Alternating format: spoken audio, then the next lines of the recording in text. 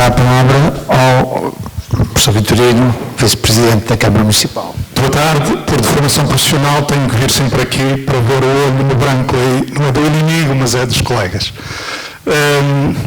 Estava a ouvir e com muita atenção e tomar algumas notas, algumas coisas que já sabia, outras fiquei a saber hoje, e fundamentalmente a minha participação hoje aqui ia mais no sentido de ouvir ao escutar. E por razões óbvias e por aquelas que daqui a bocadinho falarei. Na minha apresentação não trago aqui uma solução milagrosa para resolver o problema da largura de banda, nem resolver os problemas tecnológicos todos. Nós lá chegaremos fazendo o caminho que temos que fazer, e isto é também fazer o caminho, que é fazer a reflexão sobre a reflexão inicial sobre a diagnose ou a selfie que tem sido feita, os planos de ação digital que estão em marcha e aquilo que é que temos que fazer numa estratégia concertada que tem que envolver vários parceiros. Eu tinha ali vamos lá ver se, como disse o diretor Leme, eu sou cada vez mais avesso também aos PowerPoints e também vi o vosso sorriso há bocadinho quando falaram que isto era bom no tempo do quadro de giz. Não sou saudosista disso, mas o PowerPoint tem, já o disse aqui em várias ocasiões, tem esta questão de tipificar, ou se quisermos, temos apenas tópicos que depois nos limitam um bocadinho o discurso e a análise. Não é? Está ligado? Ok. Muito bem. Já sabem que eu gosto de metáforas e, portanto, vamos começar com uma metáfora. E esta metáfora é baseada numa história real que aconteceu aqui em Viana do Castelo há cerca de 30 anos atrás. Os que foram professores ou alunos aqui nesta escola, e nas outras deveria ser assim, ainda se lembram do PBX e da operadora telefónica, a Dona Georgette, saudosa Dona Georgette, eu lembro particularmente dessa funcionária, que ia trocando cavilhas e ia metendo cavilhas para fazer as ligações para os pisos, para a Secretaria, para o Conselho Diretivo. E há 30 anos atrás, a antiga Portugal Telecom, que agora se chama Altice, passou das centrais que existiam ali naquele edifício, na Avenida dos Combatentes da Grande Guerra, das centrais de cavilhas para as centrais digitais, uma central de jogo das Siemens. E a propósito dessa situação, há uma história que um colega meu conta, e pelos vistos foi verdade, e que se resume ao engenheiro e o cão. Alguns já conhecem a história é esta. Quando a Siemens instalou essa central digital, um engenheiro alemão, com pronúncia alemã, com sotaque alemão a falar português, disse mais ou menos o seguinte: esta central só precisa de duas coisas, um engenheiro e um cão. O engenheiro para dar de comer ao cão e o cão para não deixar o engenheiro mexer na central. Isto tal e qual a história como foi contada e quedou como verídica. Esta metáfora serve-nos também para acalmar as nossas ansiedades relativamente à questão da transição digital e particularmente à transição digital nas escolas, na sociedade. Daqui eu retiro uma coisa muito importante e que tende a estar por trás destes receios que vamos enfrentando. Um deles é a mistificação da tecnologia, a mistificação do conhecimento e, naturalmente, depois a nota de humor que também temos que enfrentar nestas questões. A mistificação da tecnologia, porque vemos muitas das vezes a tecnologia como uma panaceia para resolver todos os males. Não é de todo, dizia o Paulo Freire, que quem muda o mundo são as pessoas. E, portanto, é nessa mudança que nós temos que apostar. As pessoas são os professores, são os funcionários, são os alunos, são os pais, as mães, são as famílias. Portanto, este é o ponto de partida para esta breve reflexão que eu meti aqui no PowerPoint. E começando por fazer aqui o alinhamento estratégico necessário. Os agrupamentos têm os planos de ação de desenvolvimento digital. O município está a ultimar um documento que se chama Agenda Digital e que incide aqui basicamente agora no triênio 23 a 26.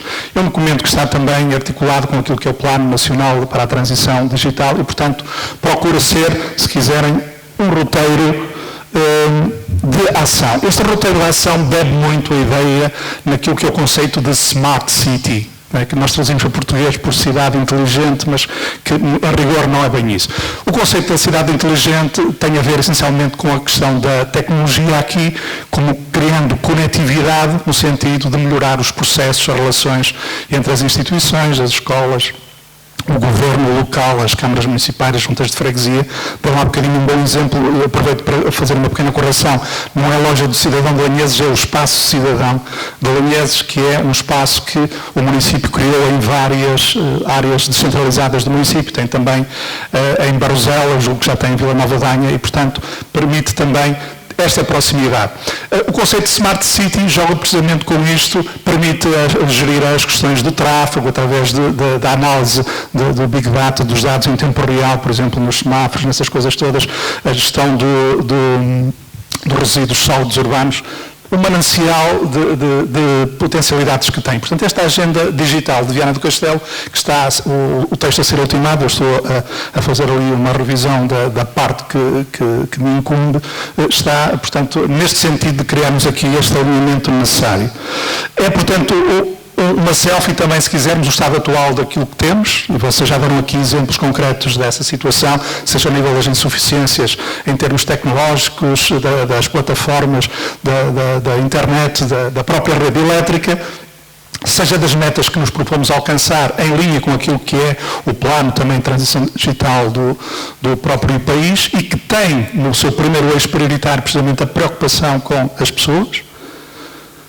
Os objetivos que estão definidos para este plano de ação digital, para esta agenda digital e as iniciativas digitais da estratégia, que muitas delas já estão a ser implementadas e que vão ter um acréscimo muito significativo. Algumas delas, recordo-me que é o caso de alunos desta e de outras escolas que têm participado como tutores de pessoas seniores, portanto, que têm ali não é um par porque é mais novo, mas aqui uma relação intergeracional que ajuda os mais velhos também a acederem ao domínio das tecnologias para não ficarem info-excluídos. Estamos a falar de coisas simples, como aprender a enviar um e-mail, a criar uma conta de e-mail, a navegar no Facebook, esse tipo de situações, mas que são fundamentais. A minha mãe, que tem 84 anos, agora descobriu o YouTube e, portanto, gosta muito de ler, mas também agora descobriu esta nova ferramenta e, para além digamos, das comunicações que faz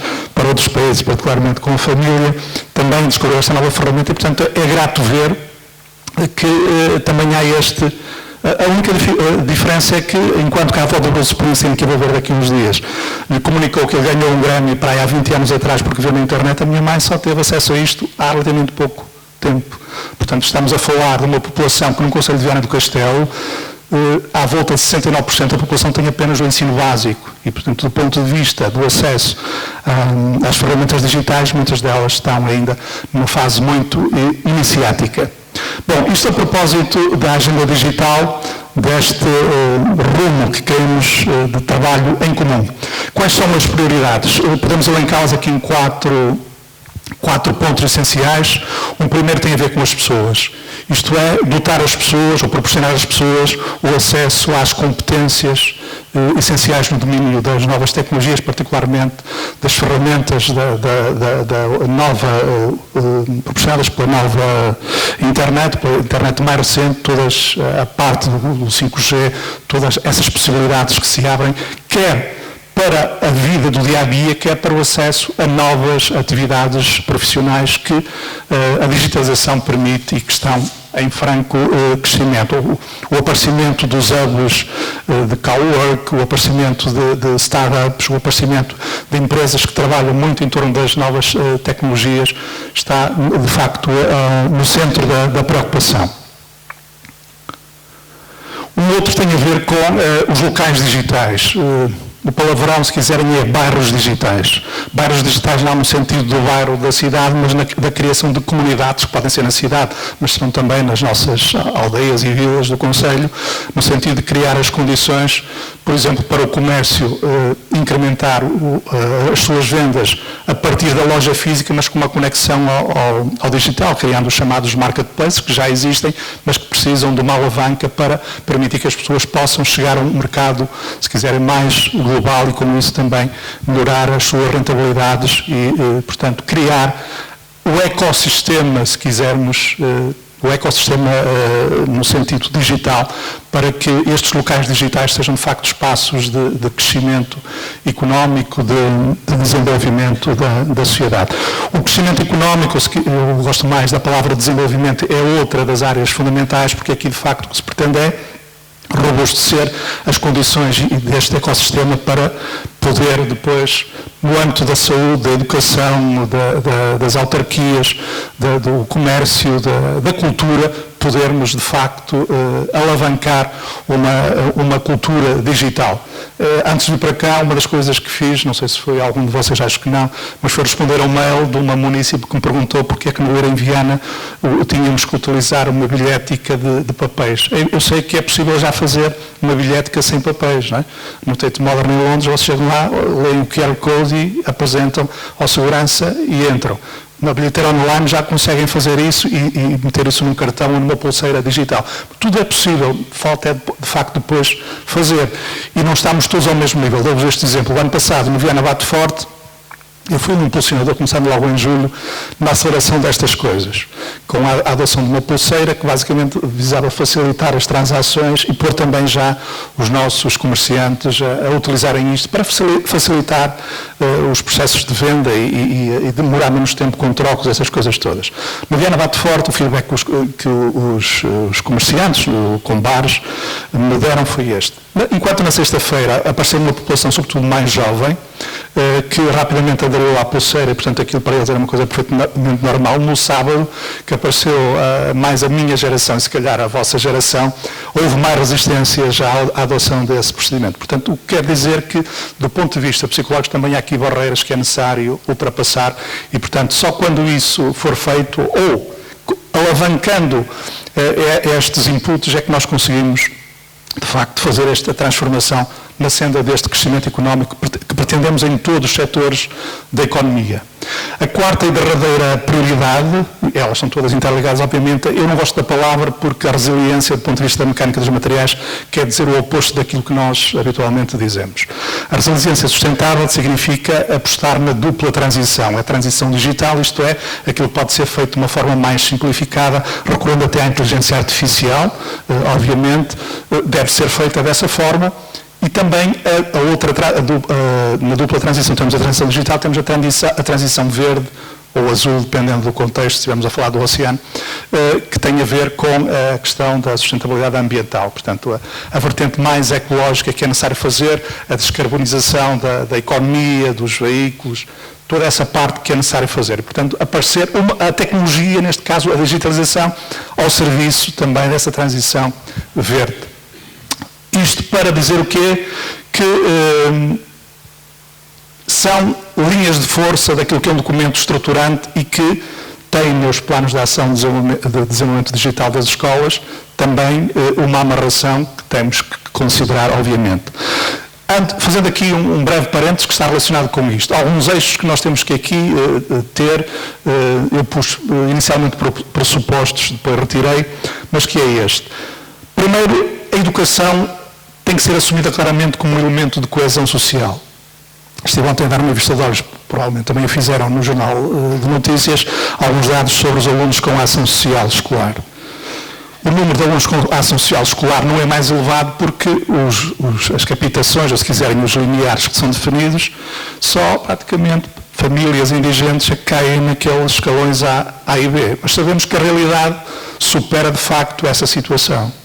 E é a escola, o primeiro e o último reduto, se quiserem, em que a correção dessas assimetrias, a colocação da plataforma elevatória que permite que todos estejam em equidade de oportunidades, é que tem que ser fortemente trabalhada. Portanto, temos que assumir, e assumimos, não é à toa que no orçamento, desculpem a questão da referência, mas é uma evidência, no orçamento do município estamos a falar de um valor que ultrapassa os 8 milhões, que só não é o primeiro eixo, porque há saneamento, há vias, há outras infraestruturas que ainda necessitam de um forte investimento, mas é de facto um eixo estruturante da aposta que é feita.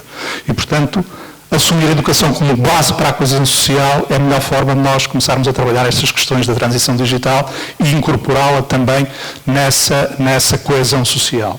O outro aspecto que temos que referir e que está relacionado com o que disse há bocadinho, a propósito aqui de eu brincar com a minha mãe, é a aprendizagem ao longo da vida.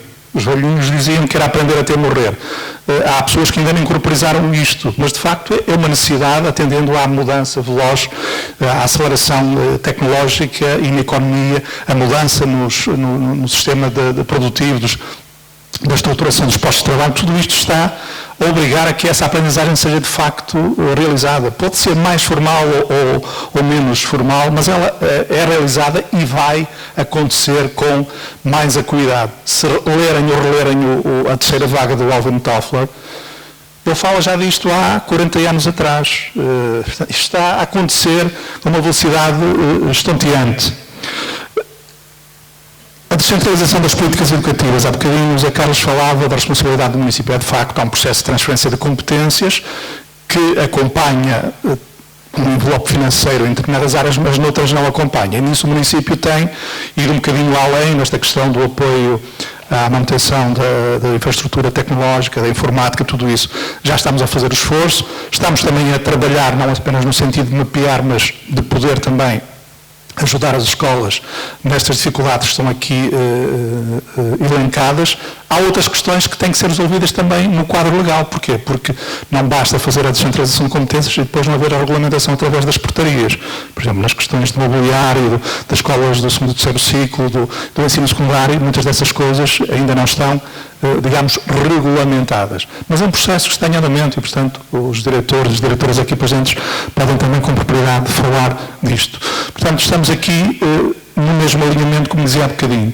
A outra tem a ver com um documento que está na fase final da revisão e que eu herdei, digamos, num processo já longo e que já devia ter sido concluído, mas que não foi, porque, entretanto, também o ano passado houve alterações no guião de elaboração das cartas educativas, mas a carta educativa, que tendemos a ver como um documento burocrático de mapeamento de necessidades, de inventariação das escolas, etc., tem que ser também assumido como um documento prospectivo, isto é, que aponta aquilo que são linhas de força da aposta da educação no município nos próximos anos, não apenas na questão das infraestruturas, mas atendendo também a estas questões que, sendo infraestruturas, são mais do âmbito digital, a redes elétricas, as redes LAN, etc. Né? Portanto, essa questão também está considerada no trabalho que estamos a fazer. Relativamente à transição digital, quando falava há bocadinho do Paulo Freire, temos que perceber que o centro, o enfoque principal tem que estar no aluno, cada um em si. Todos, eu abstive-me, fiz esse esforço de não abster, de meter lá os palavrões que toda a gente detesta neste momento, que é relacionados com o Decreto-Lei 54 e o 55, e o PASEL, o perfil dos alunos à saída da escolaridade obrigatória. E enfatizo muito isto, porque é o perfil dos alunos, não é o perfil do aluno, o que significa que não é um perfil idêntico para todos os alunos. É um perfil que nós queremos para os alunos que saem à saída da escolaridade obrigatória, mas que têm diferentes cambiantes em função também daquilo que é o potencial individual de cada um. E nós estamos muito mais habituados a trabalhar para a média. E responder também às necessidades, porque as necessidades, quer no âmbito digital, quer no âmbito das questões de nutrição, de alimentação, de satisfação de necessidades básicas, também não são idênticas para todos. E isso tem que ser equacionado. Tendemos a ir pela média e dizer que todos os alunos têm acesso à internet. Têm, na escola vão tendo. Há bocadinho, quando íamos a entrar, aí ali um jovem, e eu hoje também fui cortar o cabelo, com o telemóvel a servir de espelho, portanto estava, julgo eu, com a câmara ligada a pentear-se. Na escola vamos proporcionando essas condições, mas em casa nem todos têm acesso à banda larga de 5G. Aqui a questão fundamental que nos interessa enfatizar é esta.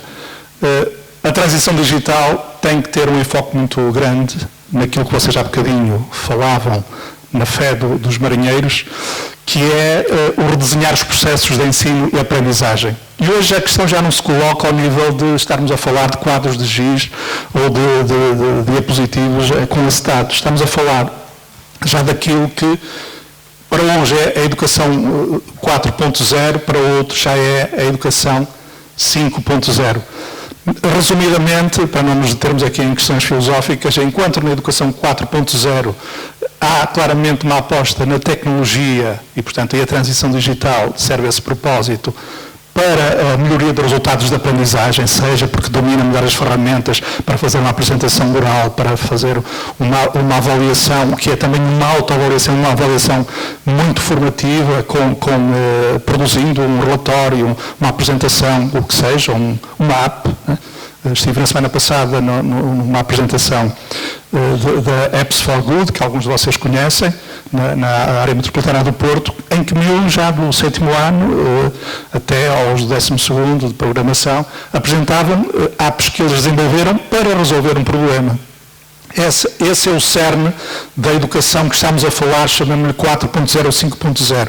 É trabalhar pedagogicamente em torno da resolução de problemas. E quando trabalhamos com base na resolução de problemas, estamos a aprender fazendo. Nunca me esqueço que há 40 e tal anos atrás, quando era aluno nesta escola, tinha um problema em casa, como vocês, só tinham 2 canais de televisão, RTP1 e RTP2. Mas a RTP2, que emitia a partir do Porto, no UHF, tinha um problema de captação de sinal.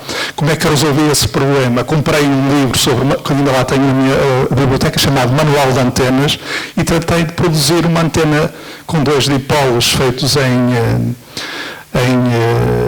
alumínio, com as dimensões que eu calculei, que levei lá ao ferreiro que ele me fez, e, portanto, aquela antena resolveu-me o problema e depois ainda serviu para os vizinhos todos resolverem o problema. Portanto, resolvi um problema a partir de uma necessidade que tinha. E essas coisas nunca mais esquecem na vida. O aluno que desenvolve uma app para controlar o caudalímetro do sistema de rega lá de casa, o consumo dos banhos, eu não posso meter, senão minha mulher cortava-me logo a água quando estou a tomar banho, ajudam de facto a mudar a forma como pensamos as coisas. Dizia eu que na educação 5.0, para além da tecnologia, há um enfoque também muito grande na necessidade de desenvolver as competências socioemocionais. E eu explico já porquê, vocês já sabem, já ouviram falar disto, a Bússola da Aprendizagem de 2030 da OCDE, tem a ver, ao fim e ao cabo, com aquilo que eu há bocadinho dizia, que é uma sociedade em constante mutação, em que há mudanças aceleradíssimas na sociedade, em que as profissões estão em ebulição. Não sabemos exatamente quais vão ser muitas das profissões do futuro. O aluno tem que estar preparado para esta situação. E o estar preparado para esta situação não é uma memorização apenas de conceitos ou de fórmulas. Eu ainda sei que a força é igual à massa vezes a aceleração. E sei que a forma resolvente é igual a B é igual a B ao quadrado, mas não é. É aquilo que eu recordo. Não interessa. Dizer que memorizar essas coisas pode ser importante, mas não podemos ficar por isso. Ok? Pronto, pelo menos já arranquei ali um sorriso à Sandra, que já não é mau. Dizer então que esta bússola da aprendizagem é, ao fim e ao cabo, permitir a que os nossos alunos consigam, neste mar de incertezas e muito traiçoeiro, como dizia a Manuela há bocadinho, terem também uma fé de marinheiros. E isso consegue-se também recorrendo aqui a um conjunto de aspectos que ali estão enunciados na educação 5.0, eu pus ali o 4, mas o 4 é o inglês for, é a educação 5.0 para uma sociedade 5.0. Criatividade, gestão de conflitos, mais fluidez na comunicação, trabalho colaborativo, melhor relacionamento interpessoal. Isto é fácil projetar ali estas coisinhas, é aquilo que é difícil fazermos na sala de aula e na escola, porque no dia-a-dia o que é que um professor faz, um diretor, uma diretora, é gerir conflitos, é mediar relações interpessoais, é estimular, é motivar, é fazer essas coisas todas. É aquilo que habitualmente se chamam soft skills, mas que na realidade não são nada soft skills, são aquilo que podemos chamar real skills. São as competências que nós precisamos para fazer a navegação de uma coisa que se chama a nossa vida pessoal, profissional, social, política, o que quisermos. E, portanto, estas real skills entroncam naquilo que eu falei há bocado, que é o aluno trabalhar, e nós trabalharmos no sentido do aluno, a encontrar as soluções para os problemas sociais com recurso à tecnologia. Isto tem que ser visto nas diferentes dimensões da sociedade, seja nas escolas, na saúde, em quem trabalha no ambiente, na política, na metalomecânica, no que seja, naquilo que são os Objetivos de Desenvolvimento Sustentável. Ok? Portanto, para quê? Para, em última instância, pormos o ponto naquilo que é essencial, que é o conceito de bem-estar e de qualidade de vida. Nós hoje, quando falamos de desenvolvimento, falamos essencialmente de qualidade de vida. E o bem-estar bio, psico, físico, tudo isso, passa muito por aprender a gerir as emoções. Se lerem a Inteligência Emocional do David Goleman, ou se lerem o António Damasio, essas coisas todas, vão perceber que os grandes dilemas que nós enfrentamos já não são tecnológicos, porque nesses já a inteligência artificial até que nos ajuda a resolver esses problemas. São, de facto, resolver competências relacionais no mundo que está em ebulição, com guerras na Ucrânia, com guerras no Sudão, com guerras em todo lado, porque, de facto, as pessoas, sempre houve guerras, dir-me-ão, mas porque, de facto, as pessoas, no mundo que está em profunda transformação, carecem dessas competências que nós chamamos soft skills, mas que são real skills. Isto para vos dizer o quê? Que os desafios e constrangimentos, que era aquilo que julgo que queriam ouvir-me falar, mas tudo que está para trás tem a ver com isto. Eu pus ali desafios / constrangimentos, porque podem ser vistos como desafios ou podem ser vistos como constrangimentos. Centram-se nisto. Numa primeira questão, que foi aqui identificada, que é o investimento na infraestrutura tecnológica. É um desafio porque não há orçamentos suficientemente elásticos e ilimitados, mas é uma questão fulcral e que está a ser trabalhada e vai ser trabalhada. Tem havido uma profusão na distribuição de computadores, como é que se chama? Projetores, essas coisas todas, mas depois não os podemos ter na arrecadação porque senão não estão a cumprir a sua missão. Têm que ser incorporados naquilo que são as práticas, seja dos alunos, seja dos professores. Portanto, fazer parte do ADN das nossas práticas sem estarmos, mais uma vez, aqui a mistificar a tecnologia. Plataformas de comunicação e aprendizagens para simplificarmos a vida de todos nós. Queixámos-nos da burocracia, é insano aquilo que fazemos, por exemplo, nas secretarias, a fazer ofícios para enviar para a Câmara com folhas e folhas de faltas de professores, de funcionários. Portanto, isto tem que ser rapidamente desmaterializado e é isso que queremos fazer. As plataformas de comunicação e aprendizagem, verão aqui os exemplos, umas escolas trabalham mais com as plataformas da Google, outras mais com as da Microsoft ou outras, mas há aí parafernálias muito grandes. O que interessa aqui é também criar, digamos, uma interação e uma articulação entre aquilo que se faz. O Wi-Fi de alto desempenho, se puserem 1500 alunos, como uma escola destas, todos a navegar aí nos YouTubes e por fora, é evidente que ocupam largura de banda e, portanto, não há Paulo Rodrigues, não há Paulo Dias, nem Gênio e Faria que lhes vale, nem ali o embaixador, digamos, da transição digital. Há limitações que sempre, o que nós temos que fazer é ordenar e disciplinar essa utilização. A capacitação dos professores foi aqui falada e concordo com aquilo que a Manuela disse, que não precisam todos ir a todo lado, mas de facto há pessoas que podem funcionar como alavanca depois, e é isso que acontece. Há uma palavra que é aquela com a qual eu vou terminar, que é o cerne disto tudo. A articulação dos planos de transição digital com o plano da ação para a transição digital, a agenda digital do Viana do Castelo, é outro desafio e outro constrangimento que julgo que será relativamente fácil de superar, havendo esta articulação em que estamos a trabalhar. Depois, há coisas que nós temos que também ver como um desafio e não como um constrangimento. Falámos muito da valorização das ciências, da tecnologia, da economia, da matemática, mas podemos dizer o mesmo para as artes, para as letras, porque é isso que está também, de facto, no perfil dos alunos. Mas temos uma rede escolar de ciência com 7 laboratórios. Eu tenho feito algumas visitas às escolas e tenho visto laboratórios que estão muito bem equipados e muito bem arrumadinhos. Nem apanham pó porque as coisas estão cobertas. Portanto, temos que incrementar a utilização desses recursos. E aí faço meia culpa porque, embora não esteja diretamente ligado ao meu pelouro, porque entra depois também num pelouro que tenha parte do ambiente, do geoparque, temos que dar um um novo incentivo à utilização destas ferramentas que são instrumentais, mas que ajudam muito através do aprender fazendo a trabalhar esta transição digital. A inovação pedagógica, a construção do conhecimento, porque sem isso não há transição digital nenhuma.